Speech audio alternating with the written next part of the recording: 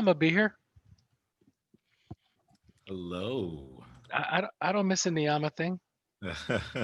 It's good to have you. I stopped I'm glad watching to the see you. president to come be with you. Oh, I take that in. I'm like, I felt that. I'm like, ooh, there's a lot of feels right there. Look who I brought. Yes, indeed. You got two couples here, man. This is a wonderful day, brother. Indeed it is. So like Oh, your wife is here. I finally have like gallery view on so I can take you all in here. Hello. Hi Brian. Hi Catherine. Ah, Open up your hello oh. Jen, DTK. Come on in, everyone. All right, we're gonna spend the first bit here just like bringing people into the room a bit here. You'll be hearing some beeps. I'm hearing beeps at least. It's good to see you all. It's wonderful seeing people come from various parts of my world, but also people that I don't know also in this space here as well.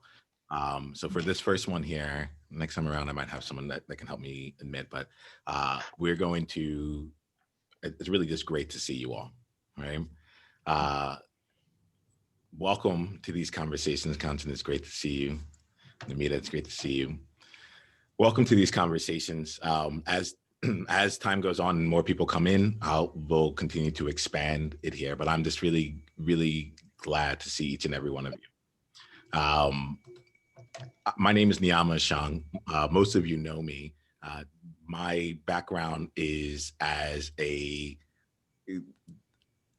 coach, a facilitator, a trainer, and also just like as like just being a person. I think that what I want to do is actually presence that in this conversation. I look at we're here together. Today's the inaugural session of what I'm calling melting pot conversations, and these melting pot conversations are really designed to be a space where we can engage with people from all over, from various backgrounds, various beliefs in conversations that matter. Uh, that being said, here, that the overarching element here is like, how can we continue to actually come together? How can we find different areas, different environments, and different arenas where we can come together as a country, as people, and beyond. Right. So I say all this here because as these conversations take place, we'll have an opportunity to get to know one another. We'll have an opportunity to explore different topics, and generally speaking, here, like I just got to say, like I'm just really excited to really see you all. I think that the way that this is being structured is that over the next, I have us scheduled for conversations once a week until the end of 2020. You don't have to come to all of them. Come for what you can. It's really about the space being created, and we'll see what evolves from there. I'm committed to doing this all the way through the end of 2021. And I say that, and that commitment was really important for me to find because coming into this conversation here, there were some doubts that were going on through my mind. It's like I'm bringing people together. I'm like, what exactly does that mean? Like, how does that work? Uh, we're coming to have important conversations here. I'm like, well, what are the conversations that need to be had, and what's important to me? Like, how do I know if it's important to other people? And so what I want to just kind of give us let you know is that like we're going to have a wonderful conversation today. It'll be 60 minutes. We'll stop at the top of the hour in terms of the actual conversation. And then I like to have like this, like I call it like the transition time. Like if we were in person, we would be packing up, we would be, leaving the room or going out to different corners and things like that. So at the top of the hour, we'll leave some space for us just to kind of decompress with one another. It might be in this main room. We might have some small groups that take place, but we'll have the session over the next hour, and then if you're interested in staying, you can be a part of transition time, where we're done with the session and goes on from there. All right. So let's do this here. I think that we're all coming into this space here. I want to make sure that that we start out here with just some a way for us all to get to know each other, and really set the tone for what these conversations will be. I think the easiest way for me to do that, and I think that would be for us to do the following here. I'm looking at our room. I'd like to give each of you a chance to actually talk to each other, because I realize that while a lot of you know me, you may not know each other, and I want to make sure that we can, like, this space in itself ends up being a model for what could be what could occur out in the world.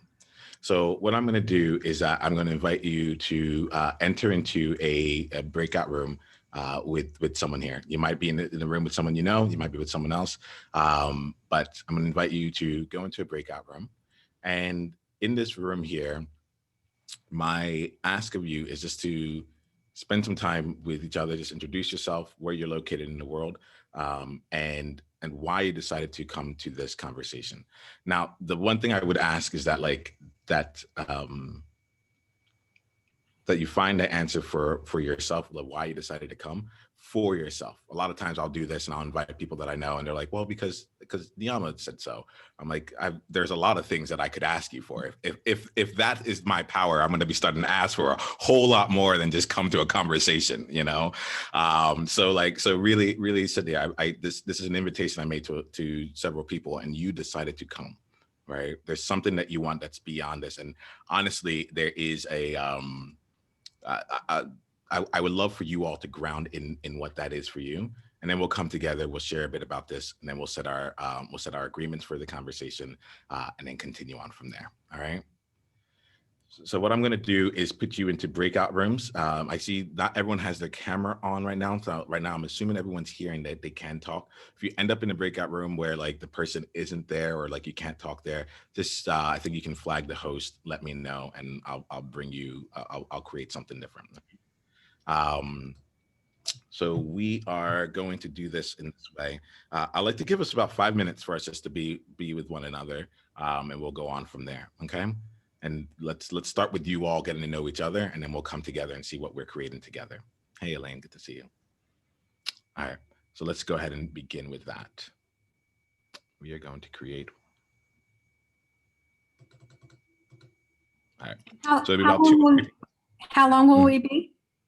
We'll have 5 minutes in this space here. So say hello, talk to each other, and then we'll come back out. All right. All right, the rooms are being created. Is it the same where it has that 1 minute warning? So don't leave your room and. Yeah. Okay. Yeah. So let's talk about that. Yeah, you'll get a 60-second countdown at the end of this year. Let me slow down a bit around the breakout rooms. I don't know if everyone has it. You'll be put into a room. This is important, and we'll talk about this again when it comes to the agreements. You'll be put into a room where you'll be able to talk with another person while you're in that room. Just so you know, every time we go into a breakout room, there's no recording that's in there. That's your own personal space that's there, right? So we'll have some conversations that take place out here, but a lot of the conversations will happen in places where you'll have that space. When at the end of the time, you'll get a 60-second count timer. You don't need to leave right away. Take the rest of the 60 seconds, and then we'll all come together and continue from there. All right. Awesome. Any other questions? All right. Feels good. I will see you all in about 5 minutes here. I'm just checking to see if there's any duplicates. All right. Let's go ahead and do this.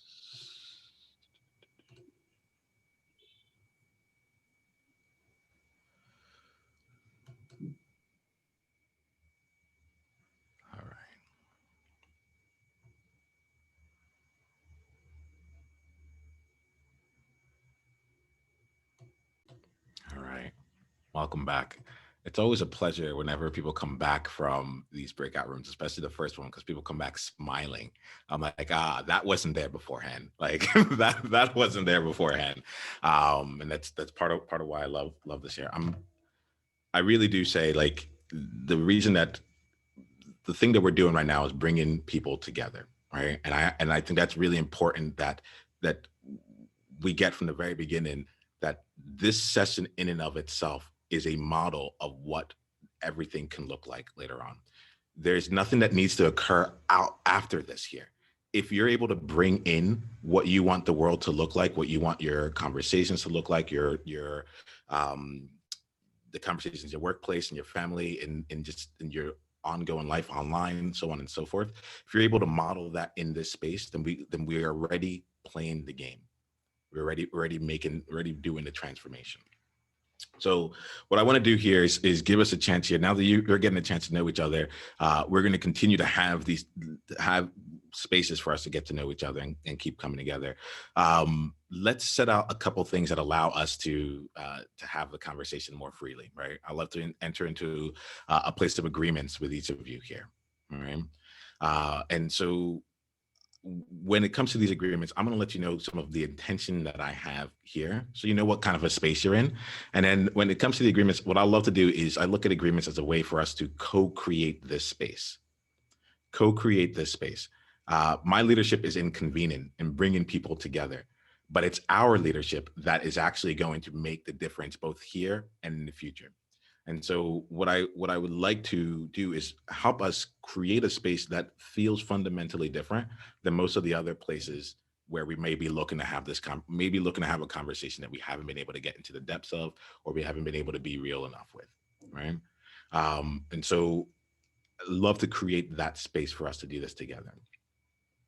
The first thing here in the agreement here that I just want to bring out, like my intention here is not to take us to any place in particular. My intention is to make sure that you can have a conversation where it's really not about politics, but it's about what I'll call people ticks, right? America is a country that is divided, but one of the things that I find to be really great is that we see things differently. We see things differently. A place where there isn't different thoughts around politics doesn't feel like what the country was actually based on. But there's something else that's taken place that's gone beyond the political views, that have gone into the way that we are as people. And I want to create some space for us to explore the people ticks of it, the implications as to how we relate with each other throughout these conversations.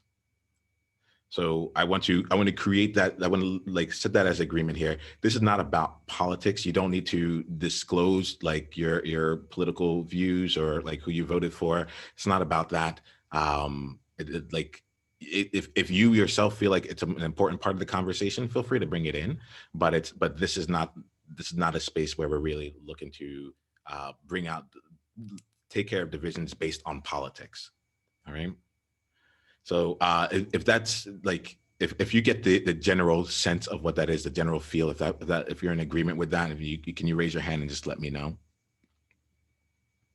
Yeah. Okay. There's some people that I can't see on who don't have their video up. What I'm going to do is that if you don't have your video up and I'm going to ask if you can just put on thank you. You're all great. I'm seeing thumbs up. I'm seeing I agree. We'll continue down in that path. Okay. The second thing here in terms of an agreement is that this is not a place that I just want to acknowledge. I see you, Catherine. I see you, Namita, and I see you, Brandy. Thank you very much. This space has been created so that you don't have to come here to either convince or be convinced. All right. This is not a place we're looking to either convince anyone or be convinced. Instead, I invite you to bring curiosity. If there's ever a tendency you feel like you don't know, I need to let you know. This is a space for us to actually get curious, to start to understand more about how other people might be looking at situations, what's real for them, what's important for them. Because if we don't understand what is actually driving people's decisions, then we can't actually have any chance of both being together and being able to find comprehensive solutions that will actually that will solve and meet the needs that we have. So my invitation here, and I say this one, I'm going to use choose curiosity over convincing here, so that we can have the space to get to know each other, and honestly, so that we can get to understand it ourselves. There's an element here of being able to bring in and have the space to explore what it is that we might be believing and why and so on and so forth. So if you're in agreement to bring curiosity over convincing in this conversation, can I see a show of hands, thumbs up, and so forth? Okay, I'm seeing it here. Thank you, Namita. Thank you, Catherine. And then Brandy, I see you, Christina, as well. Brandy, I know you're driving, so what I'll ask of you is that if there's anything that you're specifically not in agreement of, you can unmute. We'll do it that way because I don't want you to have to keep coming on and off the driving element. Okay, but please know that like dissent is welcome here. That will bring us to the third agreement here. I'm not looking for, like, we're in the space of agreements right now, but I'm not looking for agreements. Like this is a space where you can dissent. You can have different opinions, different thoughts. Again, with the idea of not being of not convincing. This is a space where, like, when that happens, we have the opportunity to get even more curious. So the element of dissent is something that's important to me. It's the space to, I see Elaine here, like, to truly agree to respectfully disagree. Absolutely. It's a space for your no to be a no. I might invite you into a conversation and you'd be like, I'm not in it, that's fine. Like, and this is, again, with the element of like not convincing, I would get curious for yourself. Like it may not even be about anyone else trying to take you anywhere. Why is this conversation a place that you don't want to go to? Like I want to make sure that we have that kind of room to go and play throughout today's conversation. So if you are, this one, actually, I'll just put out here. This is a place where you don't have to agree to it here. Just know that you're in a space where you're just like dissent is invited. And one of the most powerful things you can do is say no. DTK, did I see a hand there? Is that a question, or is it you're no, in that's an alignment? agreement. I think that's powerful. It's just what's needed in this. Absolutely. Let's see. I'm just gonna check my notes here to see what else I want to bring into this room for this first conversation. Look, I think there's something that I need to bring in as someone who's facilitating the space, which is that this conversation here, I'm going to do my best to hide nothing and hold nothing back from you. I'm going to do my best to lean also into what feels like the edge for me. What you may not know is that this is a conversation I wanted to have. This is part of the work I wanted to do 4 years ago, and this has been 4 years in the making. And there's still elements of this of this here where I see each and every one of you and I hold you up with so much respect, those that I know, those that I don't know, and I want to do really well by all of you. And I'm also going to release all that to allow you all to do well by yourselves. All right. And so that's really the intention here that comes along. Last thing I think I'll put in from, I think most of what we've talked about in terms of the agreement should cover us. I will add any additional, or you can introduce any along the way if you feel free. So feel free to put in the chat if there's anything that comes to mind for you. These conversations are, to me, they are recorded, and I want to make sure that like I call that out. I don't want that to be like an implicit thing. We're having the conversations; they are recorded. There's a reason for them being recorded, and part of the reason is what we'll talk about today. Part of what comes out of these conversations is actually what I'll call social technology. As like we're in this place where we have so much more access to each other through social media, through we're using Zoom, like through electronic technology. We've actually gone through an exponential rise on all that. But we haven't been able to actually bring our social technology, the ways that we have conversations with each other, the ways that we can, the tools, the resources and such for us to be able to have exponential conversations, non-linear conversations, to be able to hold multiple truths simultaneously. We haven't really had the training and the technology that comes along with that. So part of what takes place in these conversations, like I said, this is a model of the world I would love to see. We will be practicing with different social technology, these tools and resources, and it's done intentionally. I'm at a place right now where I may not be able to call out and say this is what the tool is, but at some point we'll be able to come back and look back at this and say, oh, this was like, there was a great use of creating agreements, for example. So I look at us here and say, I see us having this conversation here, but I also know that there are going to be a lot of implicit things that take place, and how we have the conversation is so important. How we have the conversation is really important. So I want to make sure we capture that. There are also going to be a number of people, most people in the world will never ever get a chance to will never be a part of it. They won't even know that this exists. But there will be some people out there who are looking to have a conversation that don't have people around them that where they can feel like they can have this here. And I think that when we're in the larger group environment, this is a huge service to those who may not feel like they can actually articulate what they're feeling, who may not have gotten a chance to really understand it. And so I want to make sure that is I like to leave that as a resource for people as well. We will have a lot of our time in breakout rooms. So like the magic, there's a lot of magic that will take place there. And part of the reason I do this here is that I'm specifically following some guidance that came from, his name is Peter Block. He wrote this book called Community, the Structure of Belonging. And it really talks about community organizing and how we as citizens in any given community, and I look at a citizen as even an employee in an organization, but we as citizens have our own responsibility and the opportunity to create the world around us. And so one of the principles in that book is that small groups are the unit of change. Small groups are the unit of change. So when we go into these small groups, know that you'll be having conversations with yourselves, but then we'll come back out as a larger group and we'll be able to mix and continue to grow the conversation from there. But they're done intentionally as a transformation unit. It's not just a matter of convenience. It's not just a matter of giving people a chance. It's a chance for us to actually sit down and find out what's real. So I've been talking for a bit. I feel good with like giving you all like the chance to just talk for the rest of this year. But does anyone have any questions? Are there any agreements that you'd like to bring in? Is there anything that can help us elevate the conversation or either elevate this conversation or deepen this conversation today? Elaine, Peter Block. He also wrote Flawless Consulting, but he's really big on community organizing as well.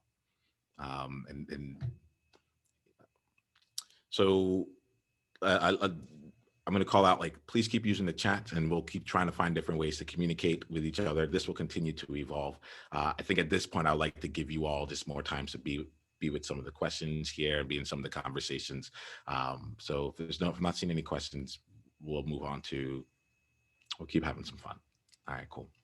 All right, so this is the inaugural melting pot conversation. The idea in my mind was, I was like we're in all these echo chambers. What's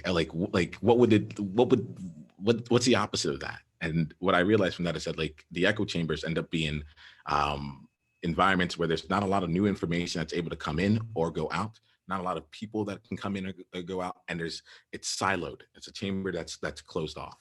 So in my mind, I'm looking at this as a more porous environment, a place where ideas can come in, they can flow, people can come in and flow. You'll notice that people come in and out.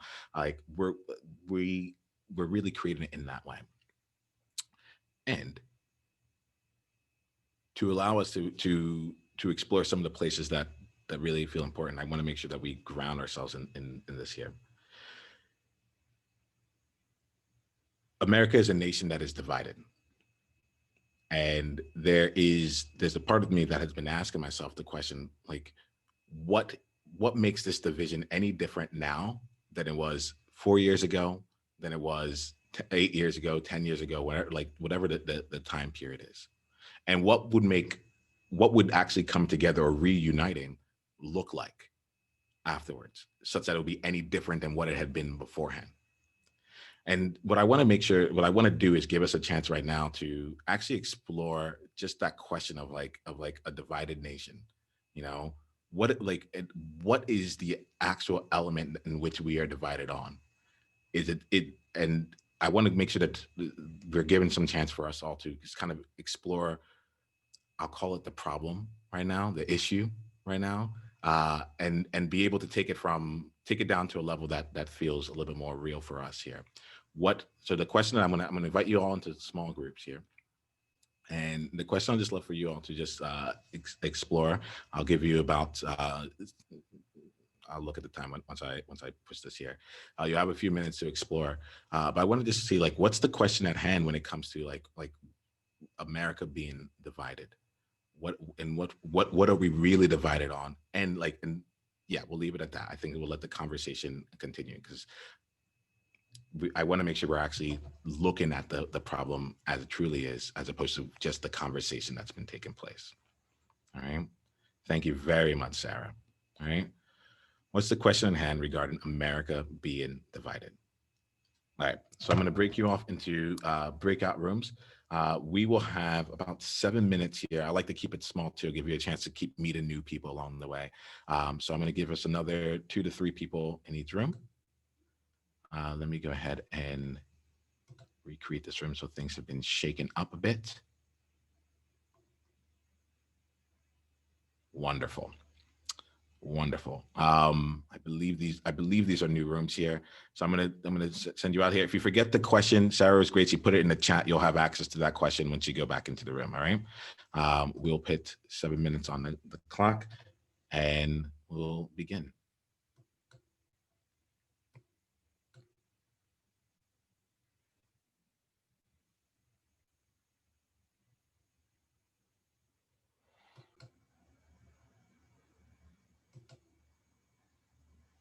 All right, welcome back. Welcome back. I'd love to just bring us all into this room here and just to share a few things that came up for you during that conversation. We'll just take about a minute or two here from like 2 or 3 different people around your experience, and there's some of the things that came up for you. My invitation, whenever we come together here, by the way, is that I'll ask for you to share from some of your breakout rooms, but you don't need to share anything. My invitation is that you share only what's relevant to you, and like I'm not interested in the content of your conversation. I'm more interested in the context of your conversation. So please share with us any insights that you had. Please do not share what someone else said. That one is a very explicit ask. Don't share what someone else said. If you choose that you want to bring it into this room, that's your choice. But I'm just to give us a chance here to actually see some of the context of what's been happening in some of the other rooms. I'd love to give us a chance for like 1 or 2 people to share some of what evolved in that conversation, and then we'll continue on from there. Does anyone have anything that they'd like to bring into this room?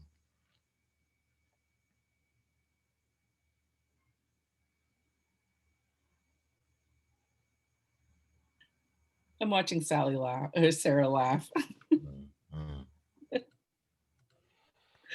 All right, I'll go first. Oh, you go.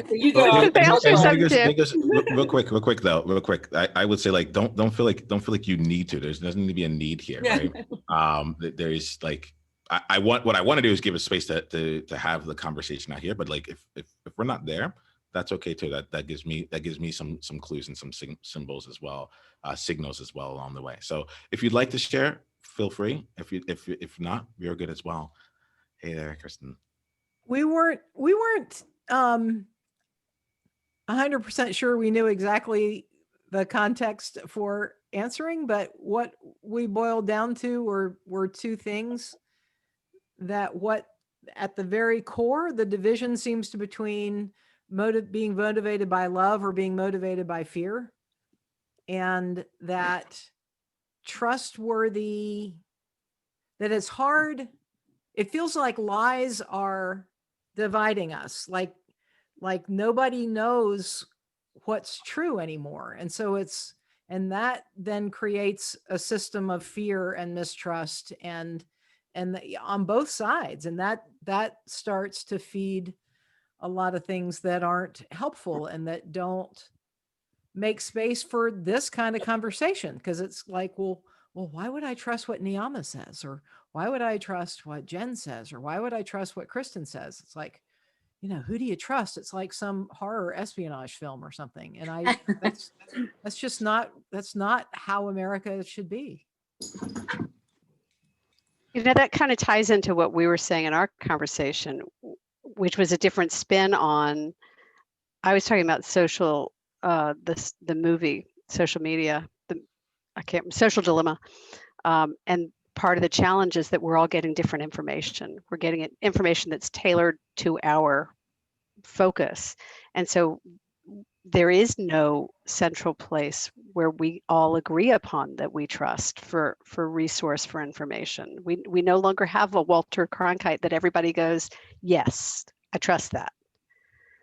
And so it really makes it hard for anybody to trust because it's all so siloed. I completely agree with that. Yeah. Tell us a little bit more. Is it Kristen there? I'm here. Can you hear me? Yes, we can. We can. So yeah, I'll make sure it's not like borrowing someone else's phone. So. Sorry, these dogs going crazy and all this stuff. So let me go outside. So I completely agree with that. I mean, you have Fox News on one point saying, what they may look at one the president speaking, and they may have, you go to Fox News and they have a completely different take than, like, say, CNN or BBC. And so it's crazy. Yeah. And you go, I think, I'm seeing what I'm seeing, but it's almost like I always think I'm in the Twilight Zone or something. It's crazy. Yeah. Thank you for that. Thank you all of you for that. My thing becomes, if the world is like the Twilight Zone, I'm like, how do we create that version in here and learn how to navigate the Twilight Zone? Right. Because there's the word of trust has come up here, and in my mind, I'm like, I think this is going to be a completely different conversation, another conversation we can really dive into this here. So just so you know, like, our future conversations are being seeded by some of the things that we talk about here, so we can have the space and time to really explore that. What was coming up for me, as you were saying, was who do we trust, and the idea of like the central repository, the central, like, this person, I can trust this person, I can trust this source, and we're all looking at the same information. The question goes in my mind that I'm exploring is, like, if we never again have that central source of trust, if that was a luxury that we had in our lives at a certain point, where it's like there was only 3 channels and there were only 3 people who got to speak on those channels, and so on and so forth, and whatever the message is that people that the way I look at it, the people in power wanted people to either hear or not hear, was dictated at that time. We are now in a world where the technology around us has allowed for multiple sources of individual truths and beyond. So if those truths, if we never again get to that part there, how do we build trust? And I want to leave that question like a bit in there, where it's like, if we weren't going back and going forward, this was our world. How do we go ahead and, like, how do we build trust both within each other as well as trust in the external information? I like to share a quick story with you all here, because I realized that, like, I haven't done it. I have the tendency to try to get other people to talk, but then, like, to leave myself out of it. I was even noticing, I'm like, should I join a breakout room or not? And I will. Thank you, Elaine. I see the nods, and I will. But what was coming up here when trust came up? Sorry, as soon as you said this came to my mind. So most of you know me, but I'm not sure if all of you know that I became a Black man 4 years ago. Up until 4 years ago, I was Nemo. I was someone who had actively pushed off the color of my skin, because the stereotypes that were associated with it generally were not positive. There were very small roles that I could play there. I could be the dangerous, angry Black man. I could be the joyful, like, silly Black man. I could be the really smart one or the athletic one. Like, those were the 4 options that were available for me. And I chose more like the Steve Urkel route, like the person who's going to be a little bit like that you want him around because he's somewhat funny, but he'll do some other things. And 4 years ago, I got an opportunity to go through a place where that which I thought was true got completely turned on its head. Right. I watched a documentary. It's called White Like Me, and it's not lost on me that it's a documentary by a white man talking to white people, to explaining like how racial, like, systemic racism and institutionalized racism has been actually grown and cultivated throughout the U.S.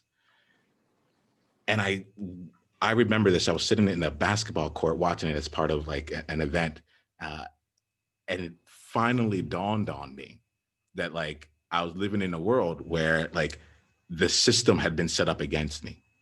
I'm someone that has worked I've gone to an Ivy League institution. I've worked in consulting. I've been an actuary. I've been in tech, and all those places, there was always like this statistic of 2 to 3% of the people of the people here are African American. And it wasn't until I watched that video that it dawned on me that it's like, oh, me being in this room is actually the exception. And I've allowed it for people to feel like it's okay that it's not the exception. I've allowed it to be like, well, it's not like you're Nemo, you know, and to create its own separate bubble to allow people to kind of process me in a space where it wouldn't normally be. And I bring this up in an element of trust because I feel, and I think I'm going to bring us into, we can talk about it here. Actually, no, I'll bring us into some small groups so we can talk about it beyond there. But I think that there's a level of me that actually questions, that looks at that word trust and looks at like our experience of trust and truth along with it, and questions like, what do I want to say? How do I say it? I'll put it this way. When that occurred to me, it wasn't as though I didn't know that systemic racism and institutionalized racism did not exist. It wasn't like someone came and provided a brand new language to me. I had seen it, I had lived it. I'm a Black man. I could not escape it. My parents had told me my entire life, hey, you didn't get this because of X, Y, and Z. It might be because you're Black. And this didn't happen maybe because you're Black. And I constantly pushed it to the side. And on that day, I had a chance. I can feel my heart beating right now as I'm sharing this with you. On that day, I had a chance to actually be confronted with it and realize that, wait a minute, actually, there is real truth to this. And I say this because I feel that America right now, there's a lot of us that are going through, America is going through a transformation. There's a lot of us that are like questioning some of the truths and questioning some of the trust and where can we go. And I want to call out this element of like the moment of being like confronted with the truth that was already in front of you, with the truth that was already in front of you. And I think that this, I want to call this out and see where conversations go from here when we go back into breakout rooms. But there's a sense that of disbelief. I saw Elaine use the word denial, you know, of some of the things that have actually been there this entire time. And I think it'd be really, when I think about what might be causing barriers to trust and causing barriers to truth, it's a willingness or an unwillingness to actually confront that which had been there and what that might mean about you. Go ahead, Elaine. It looks like you want to say something. Yeah. So, and here's the flip side of that, which was my experience, which is it gave me a chip on my shoulder. Right. So you went dormant. I went like this. Right. And as a Jewish kid, Jewish feminist girl in a Southern Christian school, I came out fighting. And it gave me, and so I over calibrated in the other direction. It was always a fight. It was always a stand up instead of hiding. Does that make sense? It's so interesting. Which is no better, you know? Yeah, no, it's interesting because I'm allowed, you asked, does it make sense? I felt my sensations. I'm like, it's so foreign to me that that you can take that approach to it, you know? So I understand it, but I'm also trying to see what that sense is within me. I really appreciate you bringing this in, Elaine, because I think I would love to give us a chance to go out and have this conversation here around the elements of the foundation of what we think the world is, right? The way that we have, the truths that we have thought to have been true. I want to give us some space to actually approach it just feels really dangerous, honestly. It feels really dangerous to have to change your opinion. It feels really dangerous to have your world thrown upside down because it leaves you to question. And I want to give us some space here to go to really like engage in a conversation around that. I'm trying to see, like, so this has happened for me in real time here. I'm noticing also what our time is together. I'm trying to see what is the question I want to leave us with to go into it. All right, this is it. The question here is, what are the fears and anxieties that you feel right now as it comes to us like really coming together as a country? What are the fears and anxieties that are really coming to life? I'm for you there. Give me a second. I'm checking in right now with myself in this question here. I'm going to pause on where I was going to go. There seems to be energy around this right here. I see some things that are happening in the chat.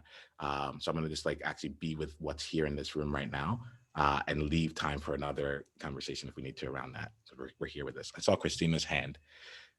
Christina, can you unmute and let's just continue the conversation. Yeah, I just wanted to ask you if we can bring in, I see some people having a conversation in the chat, and I would just like us to have that here now. Yeah. That's why we're here, right? Yeah. So I'd like to see that here. Yeah. Thank you for asking for what you like. Let's bring this out here. So like everyone's right now muted. You can unmute. Is there like, let's leave some space for some free flowing conversation for a bit. Yeah, Dorothy, why don't you take us off and then go? Because we touched on this a couple weeks ago. So I'm a lot like Niiamah, where I really started to I don't want to say I became a Chinese person, because I have always been one, but I realized my perspective on being a person of color came up when my daughter asked me if she's 100% Chinese. And I said, well, yes, because basically to me, person of color is anyone who's not white. And her question to me at that point was, well, why is it that when people talk about people of color, they really only mean Black and brown? So if someone's if someone has a Black best friend, they're not a racist. But if they say something racist to me, that means they're not racist either. And that really, I mean, it was a really stark illustration of something that as an Asian American woman gets sort of brushed aside, because we're not white, we're not Black or brown, we're not even other, we're sort of the neither. And so one of the things that I find being Asian American is, or Chinese American, I'll be more specific, Chinese American, is that I move probably a little bit more easily than my Black or brown friends between the white world and the non-white world. And I find myself being being called upon to be sort of this supposed translator of what's actually going on. And I'm like, but I can't speak for people who are Black or brown. And it's a really weird place to be, because I feel like I get some of the benefits, but I get all of the costs. So when we talk about, so I made a comment here that truth now has really shifted to personal responsibility, that it's really whether you being the collective you, having the appetite to take that responsibility of acknowledging people's lived experiences. So if someone who is of color and tells you, I'll just use my own experience. If I tell you that every time I walk into a Starbucks and the first thing I do is look around to see if there is anyone who looks like me in case something goes sideways, that is my truth. That is what happens to me every day.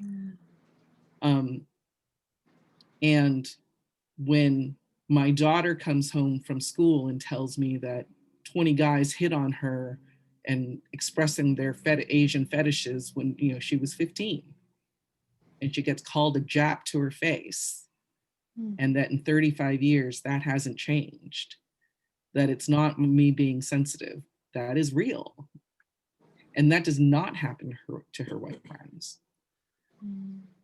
So when people tell me or anyone who looks like me that I just need to I just need to work a little harder and cut everyone a break, I'm sort of like, I don't really feel like it. One exercise I do with people, some of my clients at times, who want to talk about diversity or racism is, and it actually works a little better for women, but if you want to try it, can I try it for 2 minutes? Actually, Dorothy, let me come in. Yeah, let me come in on this one here, because I appreciate this here. And what I'm going to say here is, we're coming to the top of our hour here. I actually feel like the conversation just really like opened up, and so like I knew I was going to be here regardless. I'm going to say goodbye to Catherine. Anyone else that needs to take off, I apologize. Like, I'm learning more about, like, actually, I'm not going to apologize. I'm happy. This is exactly what I wanted to have happen here. Like, I'm learning what does space creation around this look like, and I'm honored that all of you have trusted each other and me to be in this space here. I'm going to keep this space. I'm going to like keep holding this space as well for the next half hour. If you'd like to continue to be in the conversation, please feel free. I did set it up for a 60-minute conversation, but like, I think we're really at a place where it'd be too premature to end it right here. All right. So if you like take off, we'll see you later. Thank you very much here. You'll find out about additional things that are taking place, but I do want to just say, I'm grateful for all of you. Let's continue the conversation that's taking place. All right. See you all that.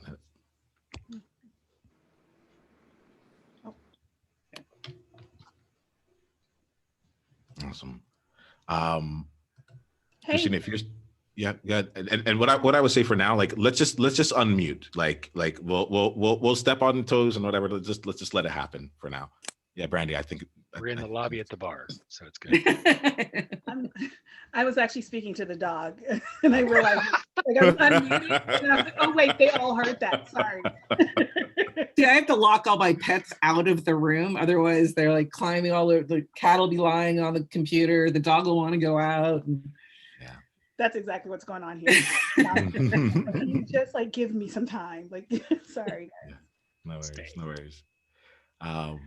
So it seems to me that what's coming up is the question of what is it to be othered or to be other, right?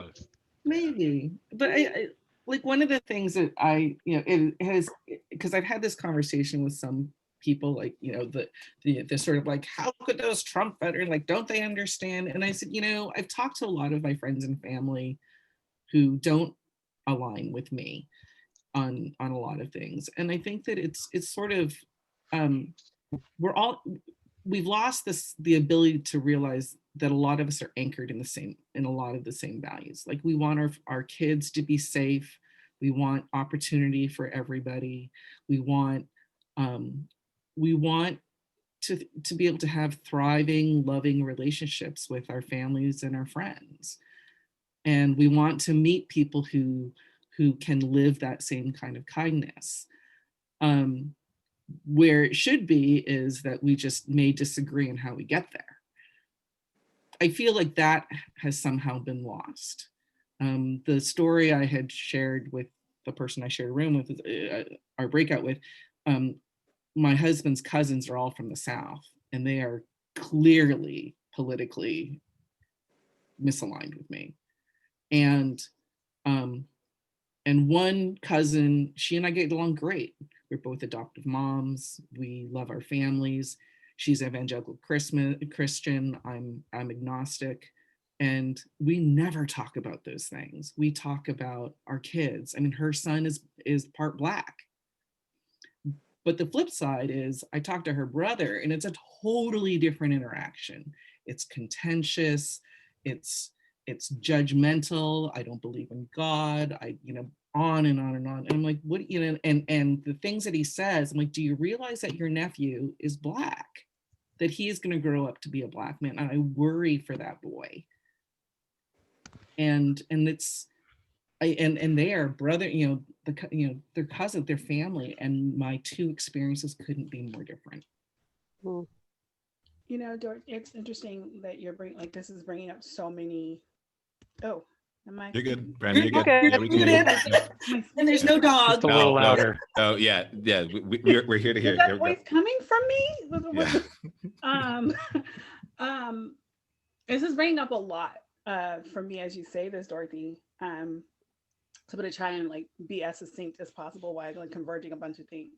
So the first thing is like during this election cycle, I have a friend they were close friends because they were neighbors for many years. And of course, we moved kind of away from each other. We stayed in touch through social media. They adopted a child who was abandoned or surrendered to the local fire department. So they didn't know the baby's ethnicity. And it turned out that their son is actually very obviously half Black. It took a few years for us to like see it, but I was seeing it, I think, before they were seeing it. And one day it was kind of a conversation where the mother was like, hey, do you think my son is Black? And I was like, yeah, I'm pretty sure he's Black. So during this cycle, the thing that's been very difficult for me is they're obviously supporters of our current president.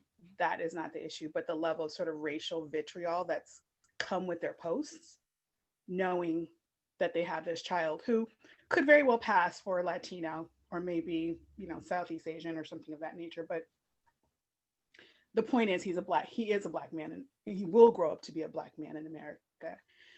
And so I'm seeing that. And then the night on November 2nd, my initial like reaction to,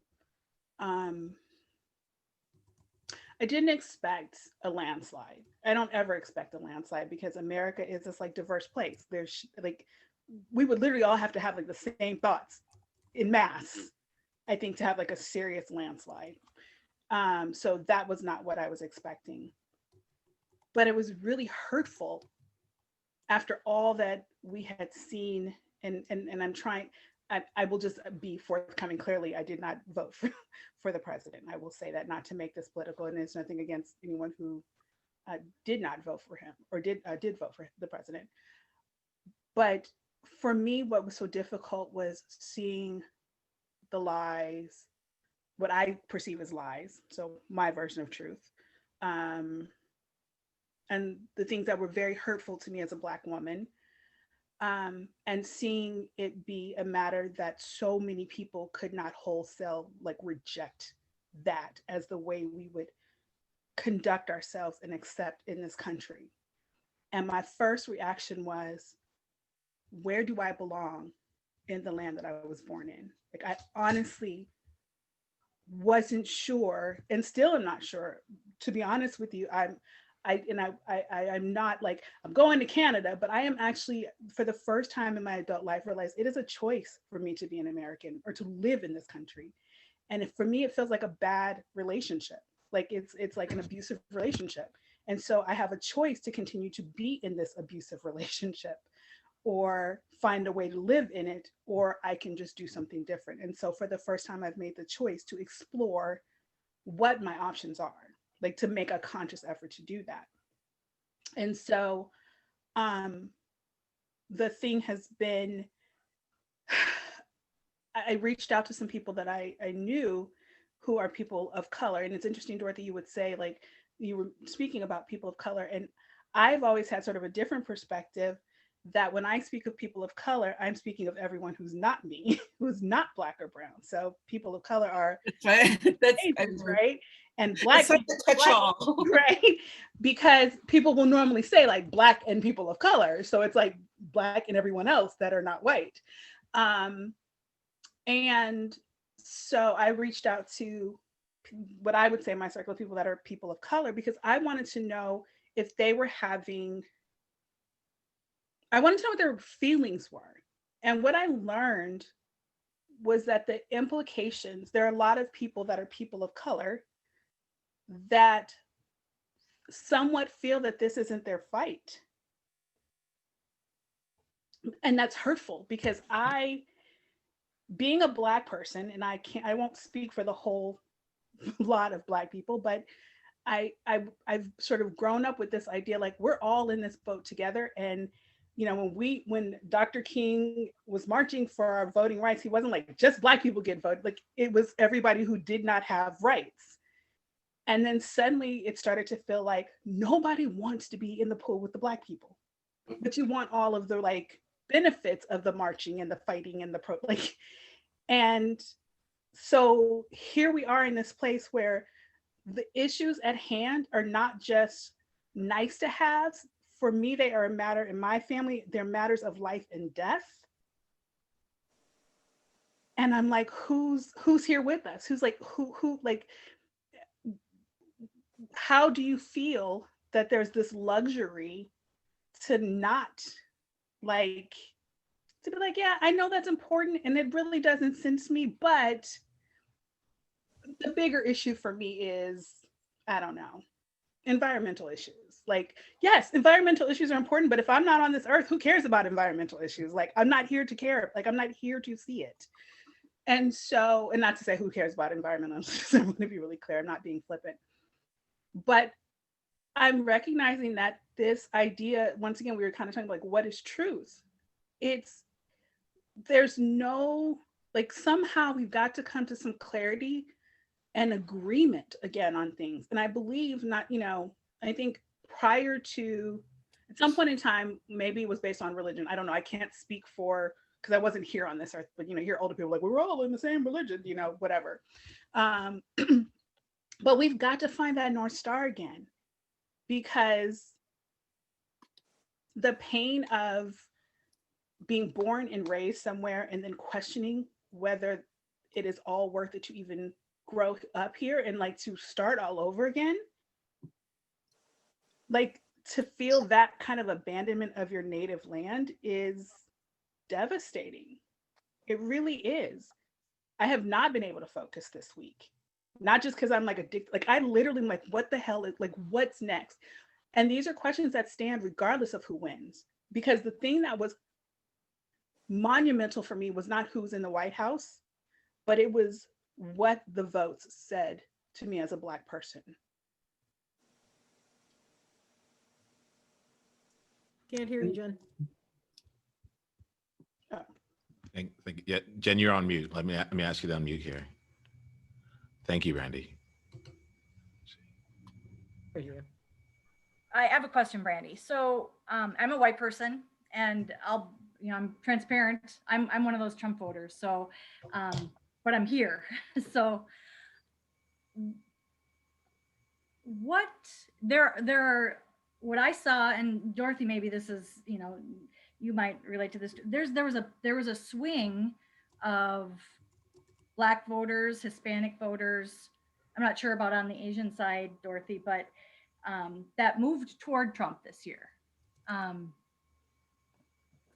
How does that square with you? I mean, because I wonder about that, because I've interacted with a lot that have kind of moved, maybe haven't changed their political, like they haven't changed from Democrat to Republican, but they saw something in whether it was the president or what was happening that made them change their mind. How does that square with kind of where,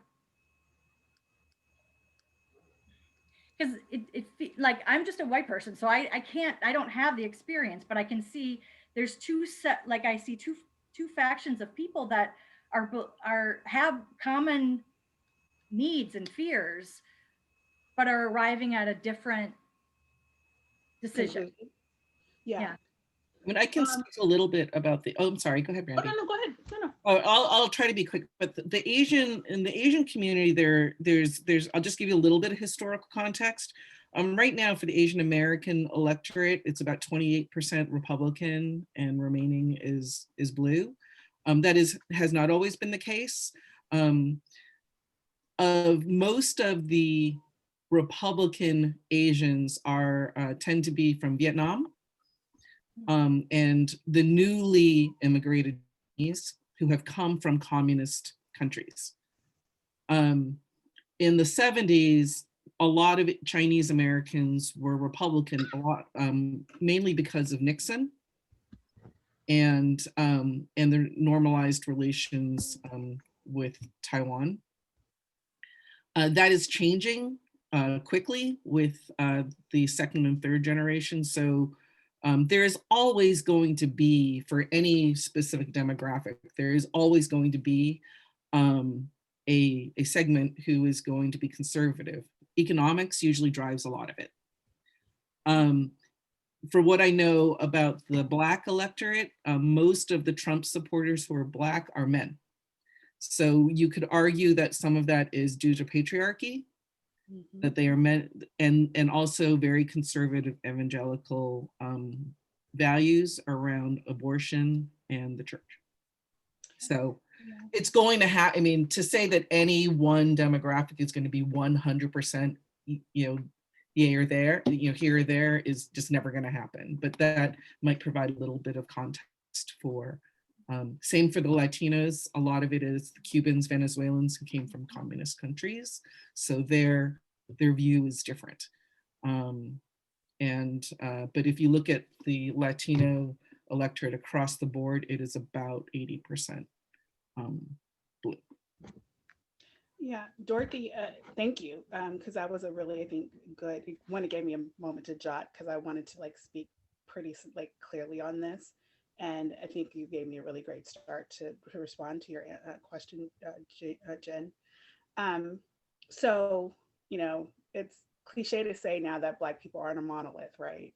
And what makes Black America, so I'm not speaking of Black people globally, but Black America is a combination of people that were born here, brought over through the transatlantic slave trade, and have been here for generations, and then immigrants, families. So just as Dorothy spoke of, you do have the same situation of families who have arrived on these shores in recent generations, and oftentimes are not fully informed well, not only of the history of why Black Americans tend to vote Democrat or vote for Democrats, but also why Black America is where it is.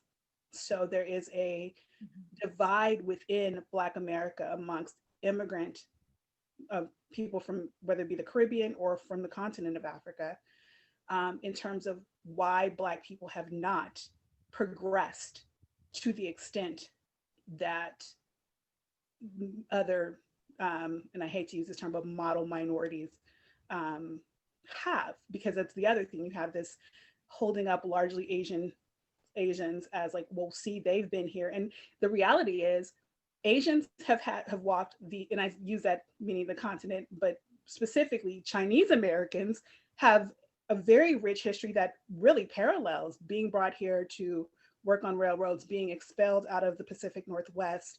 I mean, their story is as dark and as grim as any other minority story.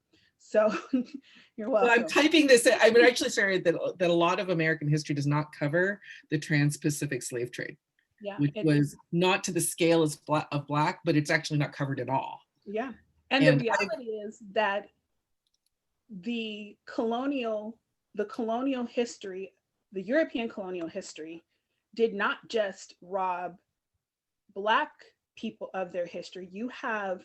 This is why if you go down to Trinidad and Tobago, you have Black people that you might look at and say they're Black, but their genetics will tell you that they're Southeast Asian and Black, because there were Indian, meaning people from India, brought to work alongside of Blacks, and therefore by nature, married, bred, had families. And the reality is no one wants to race to the bottom. So now you have these hierarchies that come in colorism and things like that. That's a whole nother conversation. So that is one instance of it, the immigrant story, and how close, whether or not you're first, second, third generation American versus, your history being here. So there's that. Two, you mentioned, Dorothy, the evangelical vote. There is a sense also that of Black intelligentsia who want to seem like they have risen above the status quo, that will also do everything against what we would consider Black cultural norms just to prove a point, to make them feel superior, because no one wants to be at the bottom. So if I can just rise even a little bit above, even if that means hanging my fellow brother, cousin, sister out to dry, that'll work. And there are people that I could point to and say, that's a really good example of, I will not call out names, but they would rather be held in high esteem by white America than to stand in solidarity for the rise of the entire race. The evangelical vote is a good reason why there are a number of Black Republicans as well, because we are social liberal typically, and conservative in very many ways. So depending on what church you are associated with and what you're getting from the pulpit, that can also give you some direction in terms of who you should or shouldn't vote. It's very interesting when Barack Obama had to sort of separate himself from his pastor. What was kind of the rhetoric, or what you heard coming from that pulpit, was not at all different from what you would hear from most Black churches on a Sunday morning. There was nothing appalling about what I heard from his pastor. It was appalling to all the rest of America that that level of condemnation of the country was common. But because we are now dispersed into suburban communities, I don't go to a Black church. I am one of a handful of Black people in my church. And I would beg to say that probably if my pastor was the kind of pastor that would speak to who we should be voting for, I would probably have been encouraged to vote the Republican ticket. I have a mind of my own. I would do what I want to do, but like that would be the reality of that. So that would be one reason. The other thing is the rhetoric around the 1994 crime bill played a really strong role in what Black people believed about Joe Biden. And the unfortunate part about it is it played a real strong role amongst young Black people who were not alive to have lived through the period of time that called for the 1994 crime bill. It is really a luxury to look back on that and cast aspersions on the outcome. No one expected that outcome. And I can't say that the outcome was great, but the reality was many communities were literally war zones, and these kids have no idea what it was like to live in a time where no matter what your race was, you went to a mall and shootings broke out. They don't know that history, but it's really easy because of social media to make you feel a certain way, and that is true. So there was that. Economics, definitely.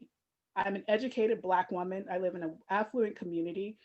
My needs based upon that are very different than my needs if I were not that. But my sense of a larger, me being a part of a larger story is what drives my vote. That is not the truth for everyone else. And then the last one is that there is a historical relationship between Black people and the Republican Party. And there are a lot of people that do not understand that the party of Lincoln does not exist anymore. The party of Lincoln evolved, merged with what would consider the right-wing party of the Democratic Party, and became the modern day Republican Party, very much rooted in racism and hate. Excuse me for saying that, but that is not to say that every republic is that. I'm telling you that there's a history of merging that created that. Because of social media, there is a belief amongst a lot of Black people that the right way to vote or the right party to support should be the party of Lincoln, a party that does not exist anymore. So once again, going back to misinformation and lack of education can drive that. Not to say that any of that is wrong. That is just, I think, my response and the point that I've seen that can respond to your question, Jen. I appreciate that. I mean, I'm here to learn. I want, I was once a Democrat, so I've had my own transitions of things, and this is why I'm here. So it's, and my best, just for kind of, my best friend is Native American. Mm-hmm. And experiences a lot of what Dorothy explained. It's the otherness, I look kind of white, but my history is, I can speak Chippewa, she doesn't have the same experience as most of the people in her world. And I get that. And so we talk a lot about Black issues, but she's frustrated because we don't talk a lot about the other piece. So anyway, this is going to be really good for me. I really want to continue to Maybe y'all can turn me. What I've No, done. no, no, I just want to acknowledge Jen. I mean, because Jen and I are friends, and I know that this has been a very, Yeah. very stressful time processing all this. So I thank you for being open and receiving information. I don't want you to change. I want you to, and I think that was my point earlier. Truth, I mean, like, truth is so subjective now if we look to external influences, that we really we have to trust each other. And so the more we can take the time to know that, you know, and listen to other people's lived experiences. I mean, I don't presume to know anything. I mean, like my ugly disclosure is that I remember the very moment that I became aware of a very like micro aggression that I had lived with in shame for 40 years. I was at Penn, and I was walking downtown to get my hair cut, and a black guy was walking the opposite way. There was plenty of room on the sidewalk, and when he walked, and when we passed each other, I didn't even think about it. I held my bag a little bit, and he turned around and goes, "Lady, I do not want your purse." And the shame that I felt, because I didn't even realize I had done it, but then as soon as he said it, I'm like, oh my God, I am so sorry.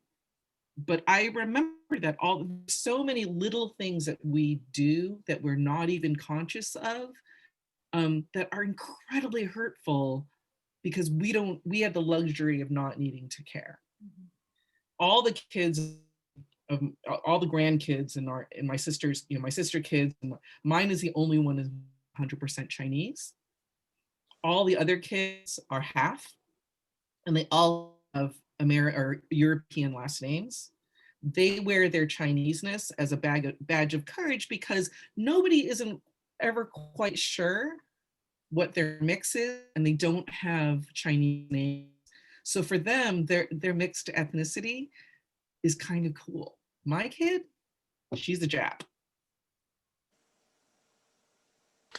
I'm going to step in here. I'm really grateful for all of you here as we're having this conversation. I'm going to close down this space in about 5 minutes, but I think I'm also starting to see like, what are the conversations that we need? I want to thank you all, because you're educated me. And again, we're co-creating this here. I also want to just like really thank you for bringing the curiosity versus bringing the convincing here, and for continuing to play here. In our last 5 minutes, I just want to go and open up two things here. Catherine and Christina, you don't have to say anything, but I do want to, like, if there's anything that you want to bring into this conversation, we may not get a chance to respond to it, but I think that it'd be really great for everyone to if they would like to use their voice in this space to be able to do so. I think I've heard from everyone else in some way, shape, or form, but if not, I'd love to just give the two of you some space just to say some things, and then we can close out for today. Well, I'll go ahead. One of the things that we've been doing at work is really focusing on diversity and inclusion. And we had a series of 3 hour-and-a-half meetings with our senior executive team that were really, really impactful. And a lot of people shared a lot of things. But there was one guy who said to a woman who was being very apologetic about her evangelical Christianness and her, her very, very conservative beliefs. And, she kept saying she felt like that we were trying to change her. And what this gentleman said was, no, we are not trying to change you. All we're asking is that you let us be who we are. You be who you are. Let us be who we are, and we come together and make a really beautiful space to work in. And so I would just say that actually to you too, Jen. I don't want you to feel like that you're the Lone Ranger and everybody's, ganging up on you because what you have to say is valuable. Jen, we have Niiamah and I have a shared friend who teaches race and reconciliation in particular.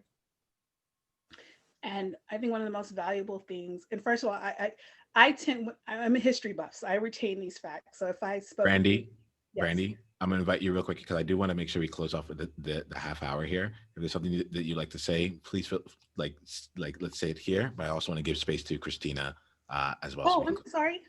No worries at all. We'll have more conversations. That's why I set this up for a year.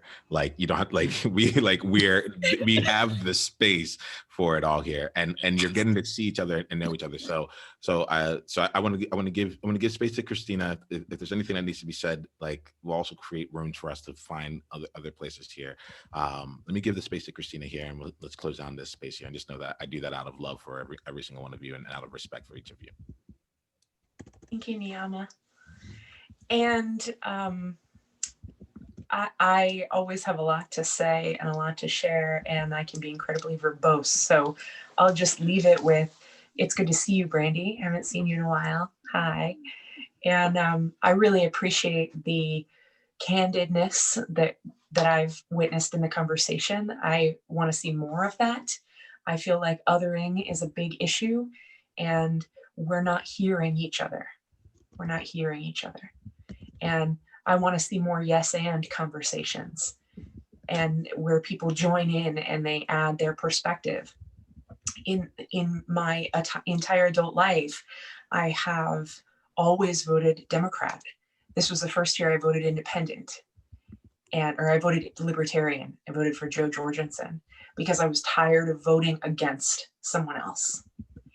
And I did that last election, and it was really, I felt gross about it. And I didn't vote for someone I actually liked. I just didn't want Trump in there. And this time I'm going to vote for someone I like. And I actually can't talk about that in a lot of the liberal circles I'm in, because I get bashed and turned into someone I'm not. And I'm all about love and invitation and holding space and connection. It's going to make me cry talking about it. I can feel the hotness in my chest. And I've had a lot of conversations recently with people that don't see you. So I'm really grateful that you guys saw each other here and that we could have this conversation.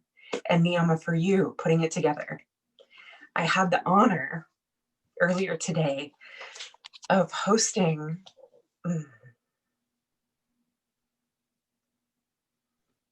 a conversation with a Lakota elder. And he reminded us that as much as the Black community has gone through what they've gone through, and as much as the trauma that is playing out on a grand scale in our world right now, and fear, they know better than anybody what that's like. They know what it's like to assimilate and have your culture crushed. And this man has written 24 books. I have a tiny little community, and he is generous enough to spend his time with me in those conversations. And so I am so grateful, Brandy, to hear your perspective, and Jen, to hear your perspective from very opposite sides of the spectrum, with respect and gratitude and honor. So thank you, because that's a gift. Thank you all. Thank you, Christina. I think we'll end this right here with like acknowledging the gift here, acknowledging the gifts that we're giving to each other. We will be here again next week, starts at the same time, I believe, and the entire calendar for these conversations are up on the website for at least the rest of this year. I really respect all of you. You all have given me a gift, and I've been taking note of some of the conversation topics. Yes, to every one of them, and we have time to allow them to take place, and you'll all get a chance to continue to I encourage you to continue these conversations beyond this space as well. I respect you. Thank you for honoring this space. Thank you for honoring each other here. I look forward to the next time we have this space set up for us again. Take care. Thanks, I'm mute. Niiamah. Take care. Thank you, Niiamah. Namaste. Thank you so Thank you. much. Thanks, Thanks, Thank Niiamah. you all. everybody. Bye. Good to Very meet you. brave. Yes.